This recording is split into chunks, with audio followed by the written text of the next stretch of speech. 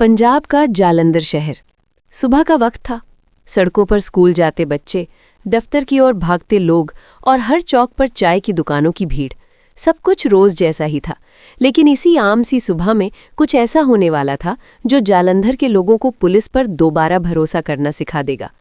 इस शहर की आईपीएस अधिकारी थीं कविता मल्होत्रा। ईमानदार, तेज और जमीन से जुड़ी हुई, लेकिन आज वो वर्दी में नहीं थी। आईपीएस कविता मल्होत्रा का मानना था, थाने की कुर्सी पर बैठकर सच पूरा नहीं दिखता। इसलिए उन्होंने एक दिन तय किया कि वो सिविल ड्रेस में जालंधर की गलियों में खुद जाएंगी। सादा सलवार कुर्ता, कंधे पर एक बैग और चेहरे पर आम महिला जैसी सादगी। कोई गाड़ी नहीं, कोई गनमैन नहीं, सिर्फ एक सवाल, क्या पुलिस सच में लोगों की मदद कर रही है? मॉडल टाउन के पास एक फुटपाथ पर सब्जी की रेहड़ी लगी थी। रेहड़ी वाला नाम हरदेव सिंह, उम्र करीब 48 साल। दिन रात मेहनत, लेकिन चेहरे पर हमेशा चिंता। आईपीएस मैडम उसके पास रुकी। भाजी, कितने दिया? उन्होंने पंजाबी में पूछा। हरदेव चौंका, फिर बोला, मैडम 30 रुपए किलो। उन्होंने सब्जी ली और पूछा, काम ठीक चलता है? हरदेव ने गहरी सांस ली। चलता जांदा है, पर डर बहुत है मैडम। किस बात का डर? आईपीएस मैडम ने सहज भाव से पूछा। हरदेव ने इधर उधर देखा और धीरे से बोला, मैडम, कुछ पुलिस वाले रोज आते हैं, कभी पैसे मांगते हैं, कभी सब्जी उठा ले जाते हैं। अगर मना करो तो रेहड़ी हटवा देते हैं। आईपीएस कविता मल्होत्रा सब समझ चुकी थीं। आज उन्हें जवाब मिलने वाला था। कुछ ही देर में 2 पुलिसकर्मी वहां पहुंचे। एक बोला, ओए, आज की एंट्री कहाँ है? हरदेव घबरा गया। साहब, आज बिक्री कम है। दूसरे पुलिस वाले ने रेहड़ी को लात मारी। सब्जियां सड़क पर फैल गईं। लोग जमा हो गए, लेकिन सब चुप। डर बोलने नहीं देता था। तभी आईपीएस मैडम आगे बढ़ीं, शांत लेकिन मजबूत आवाज में बोली, आप ये क्या कर रहे हो? एक पुलिस वाला हंसा। मैडम, अपना काम है, आप चलो यहां से। अब कविता मल्होत्रा की आंखों में सख्ती थी। नाम और बैज नंबर बताओ। आप होती कौन हो? पुलिस वाला आकड़ में बोला। आईपीएस मैडम ने अपना पहचान पत्र निकाला। आईपीएस कविता मल्होत्रा, जालंधर। कुछ पल की खामोशी। दोनों पुलिस वालों के चेहरे उतर गए, हाथ कांपने लगे। मैडम ने कहा, वर्दी पहनकर गरीब को डराते शर्म नहीं आती? उन्होंने तुरंत कंट्रोल रूम को कॉल किया। कुछ ही मिनटों में वरिष्ठ अधिकारी मौके पर पहुंचे। दोनों पुलिस वालों को वहीं हिरासत में लिया गया। भीड़ में हलचल मच गई। हरदेव सिंह की आंखों में आंसू थे। मैडम, आज पहली बार लगा कि पुलिस हमारी भी है। आईपीएस मैडम ने उसका कंधा थपथपाया। डर खत्म होना चाहिए, यही मेरा काम है। ये घटना धीरे धीरे पूरे जालंधर में फैल गई। अखबारों में छपी, सोशल मीडिया पर चर्चा हुई। जांच में पता चला कि ये सिर्फ 2 पुलिस वाले नहीं थे, पूरा एक छोटा नेटवर्क अवैध वसूली में लगा था। सस्पेंशन हुए, कार्यवाही शुरू हुई। कुछ दिनों बाद आईपीएस कविता मल्होत्रा फिर उसी बाजार में पहुंची। हरदेव मुस्कुरा रहा था। मैडम, अब कोई परेशान नहीं करता। मैडम बोली, याद रखना, पुलिस का काम डर फैलाना नहीं, सुरक्षा देना है। अब लोग खुलकर शिकायत करने लगे थे। ईमानदार पुलिस वालों को भी हिम्मत मिली। आईपीएस कविता मल्होत्रा ने कहा, अगर अधिकारी जमीन पर नहीं उतरेंगे तो सिस्टम कभी नहीं सुधरेगा। उन्होंने साबित कर दिया कि बदलाव के लिए शोर नहीं, नियत चाहिए। जालंधर की उस घटना के बाद शहर में कुछ दिनों तक सब कुछ शांत दिखाई देने लगा था। बाजार में पुलिस का व्यवहार बदला हुआ था। रेहड़ी वाले खुलकर सांस ले रहे थे। लोगों को लगने लगा था कि अब सब ठीक हो गया है।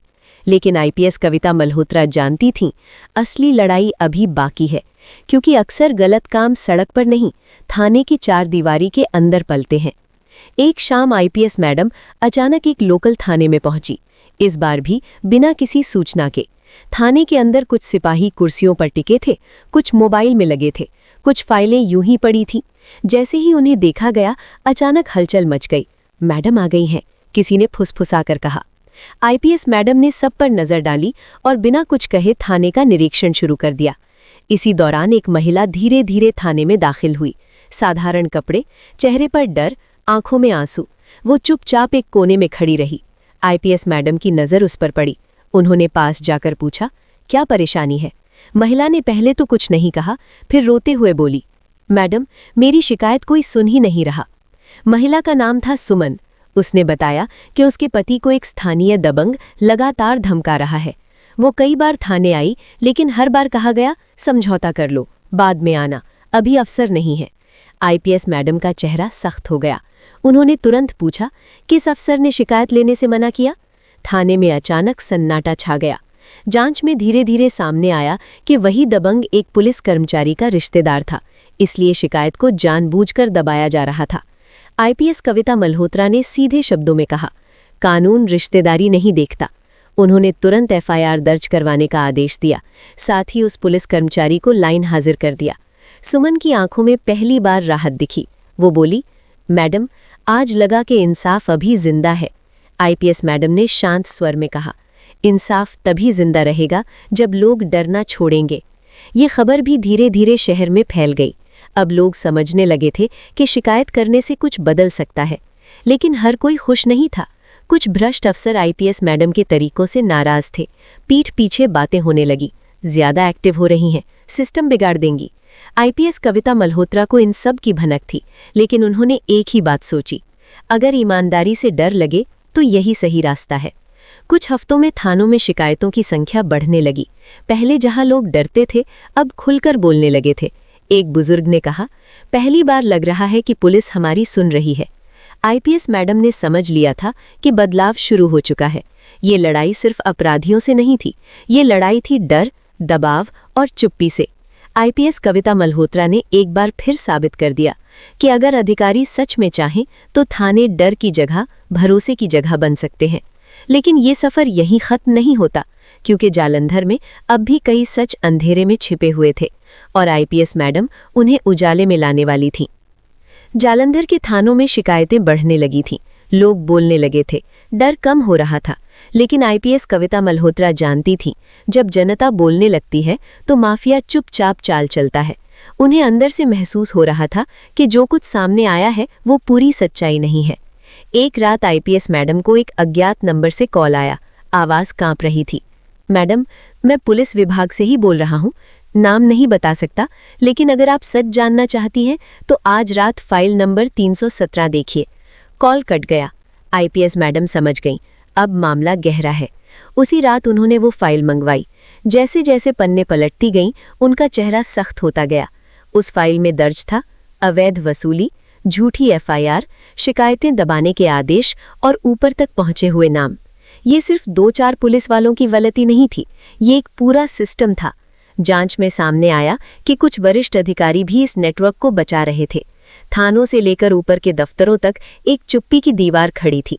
आईपीएस कविता मल्होत्रा जानती थीं, अगर यहाँ गलती की तो करियर भी जा सकता है, लेकिन उन्होंने फैसला कर लिया। आईपीएस मैडम ने सारे सबूत सीधे राज्य मुख्यालय भेजे, कोई बीच का रास्ता नहीं चुना। उन्होंने साफ लिखा, अगर इस पर कार्यवाही नहीं हुई तो मैं खुद सार्वजनिक होकर सच सामने लाऊंगी। ये एक बड़ा जोखिम था। जैसे ही रिपोर्ट ऊपर पहुंची, पूरा विभाग हिल गया। फोन आने लगे, दबाव बनने लगा, थोड़ा संभल कर चलिए, इतनी जल्दी क्यों, सिस्टम को समय दीजिए। आईपीएस मैडम ने एक ही जवाब दिया, सिस्टम को नहीं, न्याय को समय चाहिए।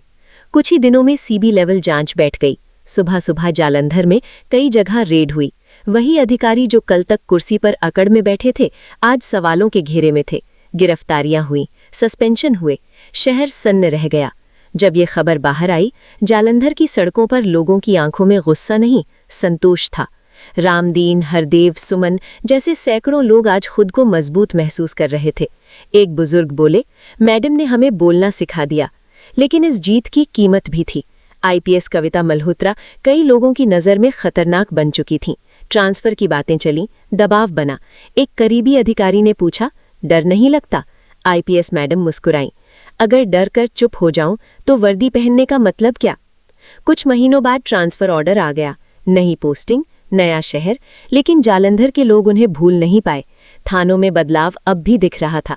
जाने से पहले आईपीएस कविता मल्होत्रा ने अपने स्टाफ से कहा, मैं जा रही हूं, लेकिन सवाल पूछने की आदत यहीं छोड़कर जा रही हूं। उन्होंने ये भी कहा कि अगर एक अधिकारी सच के लिए खड़ा हो सकता है तो आम आदमी क्यों नहीं। ये कहानी किसी एक आईपीएस मैडम की नहीं है, ये कहानी है उस हिम्मत की, उस ईमानदारी की और उस आवाज़ की जो चुप नहीं रहा। सिस्टम तब नहीं बदलता जब लोग सही होते हैं, सिस्टम तब बदलता है जब लोग चुप नहीं रहते। और कभी-कभी एक अकेली आईपीएस अफसर पूरे शहर की सोच बदल देती है।